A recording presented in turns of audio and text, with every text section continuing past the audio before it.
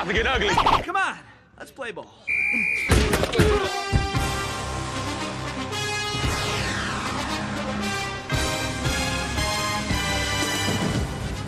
And what's up, everybody? It's time once again for the week in review. Week 8 coming at you right now. First off, want to say big ups to Dogger for not effing up your nuptials. You worked really hard at it, and everything went smoothly, so congrats. And in all seriousness, congrats to you and Hillary. I'm glad everything was great. You know, the weather sucked, but everything else really went well. So congrats to you guys, and that's about as nice as I'm going to be to you or anybody else today, so I hope you enjoyed it. Let's skip the rest of the niceties and get right into it. Speaking of the Donkey Boys, Sodomy Squad, riding high on marital bliss and overpriced champagne, laid the lumber to Derek this week, 165-87. This was like an epic beatdown.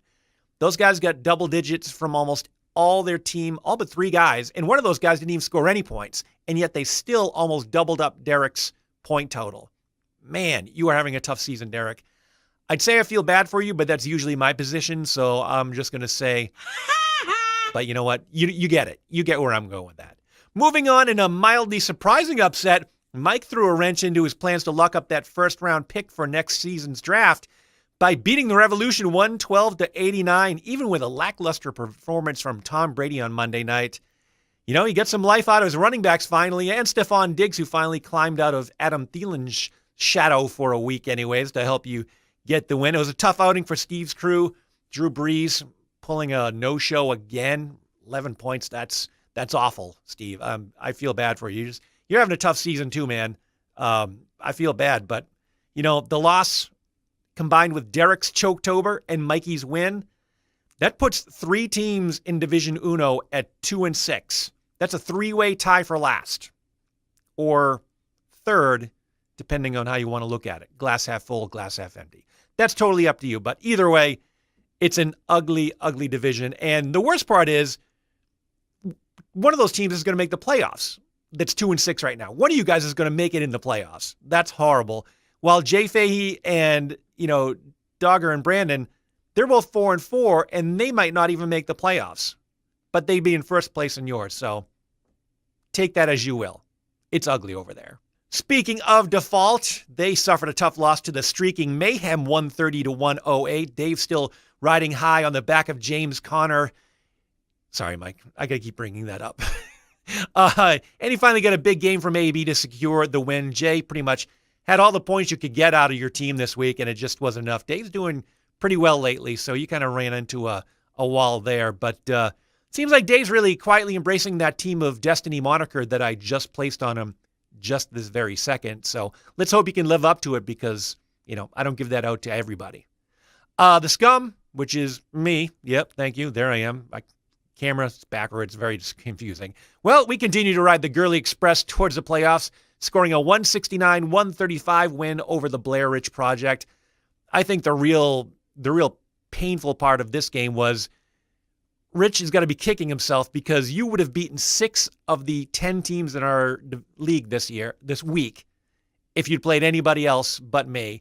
And you would have tied Mitch for a 7th, and you might have won that depending on your tiebreakers. I didn't check, but 7 of the 10 teams you would have tied or beaten, and unfortunately you ran into me and you got smoked. So I feel bad, but because it was me, I feel good. So you can see where I'm torn on that. Finally, Smokey continues to keep pace in Division Dos with a 135-102 win over Al's Army. Man, AJ, this one had to hurt because you left a lot of points on the bench this week. I think mathematically, I tried doing the math, but I was an English major, so you know it's probably not accurate. But if you played all the guys on your bench that scored well and sat all the guys that you did play, I think you would have won. That's even if Mitch had played Deshaun Watson over Mitchell Trubisky, which, as an aside, Trubisky over Deshaun Watson, Mitch, WTF. But more on that later. Maybe. We'll see. But, you know, there's no DeLorean parked in Al's driveway, so you're stuck with the team you started, and Mitch gets the win to stay at 7-1, tied in first place with this guy. That's right. And, you know, it's time for everybody's favorite segment. Yep, you know what time it is.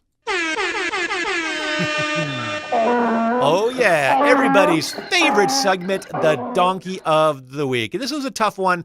I wasn't sure if I was going to give it out this week because I kind of felt bad for Jay leaving all those points on the board. But then I remembered I had to fill this segment. So guess what, Jay? You are this week's Donkey of the Week. So you ended up winning something. Congrats, buddy. Hopefully it doesn't happen again this week. A lot of just bad luck happening. But, you leave that many points on the bench that could have gotten you a win. You get the Donkey of the Week. Wherever it is. You know where it is. There it is. Okay, I got it. Don't worry. It probably won't be you this week, so you can hang your hat on that. So that's it for this week's review. Short and sweet. Didn't want to be too painful, and to be honest, I'm kind of busy this week. So, it's getting really interesting. We're getting down into crunch time as we head into the end of the season. There's 3 teams in Division Dos battling for that 3rd playoff spot. All good teams, at least 500 or better, while all you chumps in Division Uno, everybody has a chance because you all seem to suck. Dave sucks the least at 4-4, so congrats to you, buddy, for rising above the crud in that league. But, somebody's going to get that playoff spot, and the other 2 guys are probably going to get really good draft picks. So that's all I can say about that. Good luck to this week to everyone, except for whoever's playing me this week. I hope you fail miserably. And until next week, bye.